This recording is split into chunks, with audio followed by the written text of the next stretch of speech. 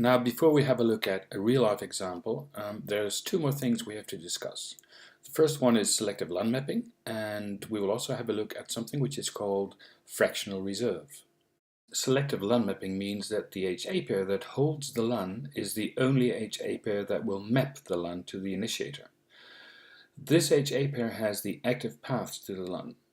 Other HA pairs will not map the LUN to any client. As you can see in this picture, the HA pair has two types of active paths, the optimized path and the non-optimized paths. Actually, the only paths that should be used are the active optimized path. Now, how does the client know which of the active paths are the optimized paths? By default, the client is unable to determine that. At the storage virtual machine level, there is a Lua, which determines which of the paths should be used. A Lua stands for Asymmetrical Logical Unit Access. And next to that, NetApp offers host utilities that should be configured on clients to help the client determine the correct paths. And in addition, the client will have to use a local feature which is called NPIO. So the client will have to download the host utilities from My Support. These utilities can be found in Downloads software. You will download the utilities for the client that you want to configure. Now, without NPIO enabled at the client side, the client, because it will log in to all 4 libs, the client will see 4 devices, which is definitely not desirable. So also this may be an exam topic. So the question might be, how many paths do you see to the LUN, being the client? Then when you do enable NPIO and you configure the host utilities, then the client will only see 1 disk. Even though there are 4 paths, it will see 1 device, and with the aid of the host utilities, the client will also only use the active optimized paths to get to the LUN. Now, the selective LUN mapping that we discussed means that the only nodes that will tell the client that there is a LUN are the nodes in the HA pair that hosts the LUN. These nodes are called reporting nodes. This is important to know also for the exam.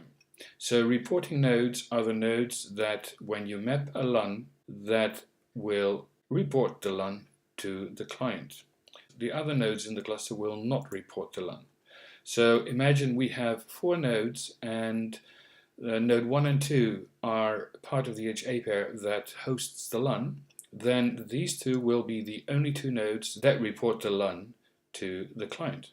The other 2 nodes, in this case node 3 and 4, will not report the LUN. So the client will not be able to access the LUN via any of these 2 nodes.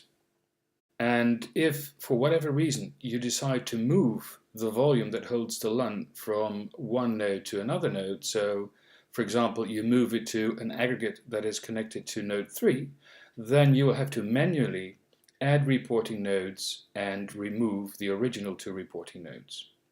And you can query that with the LUN mapping show fields reporting nodes to see which of the nodes are reporting. Now finally, we will have a look at fractional reserve. Fractional reserve means that additional blocks are being reserved in a volume that holds a LUN when a client starts writing data to the LUN. So in short, when a volume that holds a LUN is snapshotted, the view of the file system from the client may differ, or may start to differ from the actual situation in ONTAP. So blocks that are part of a snapshot will never be freed until the snapshot is deleted. So if the client changes the contents of the file system, then the client's view will not reflect the actual situation in ONTAP. For example, the client can remove some files, and in ONTAP the blocks will not be free because they are part of a snapshot.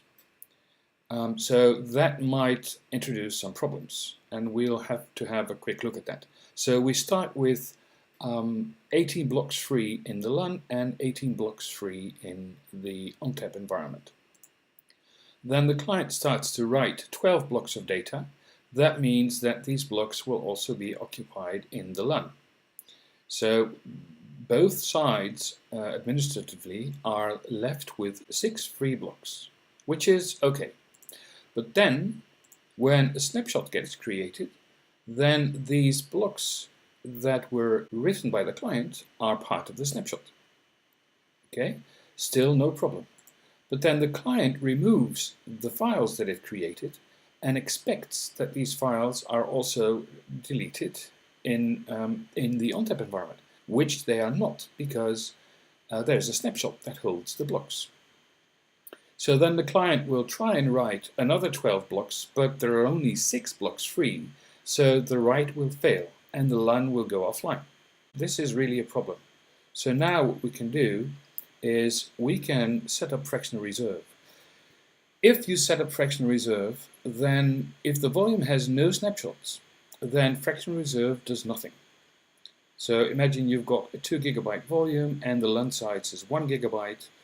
But then when you create a snapshot and the client starts writing data blocks, then these blocks that are being allocated by the client will also be reserved outside of the LUN space in the remaining volume space.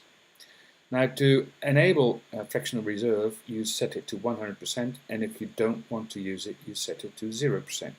So it's either off or on.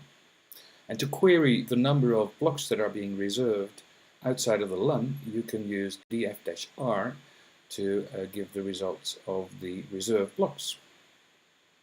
So now if the client decides to overwrite all of the blocks that it has created, then there will be space because the space is reserved inside the volume. Well, the thing to note here is that if, imagine you have plenty of space in the aggregate, then you could consider allowing the volume to grow automatically and switching off fractional reserve, because the volume will grow if it needs more blocks. But that's only if you have enough space left in the aggregate.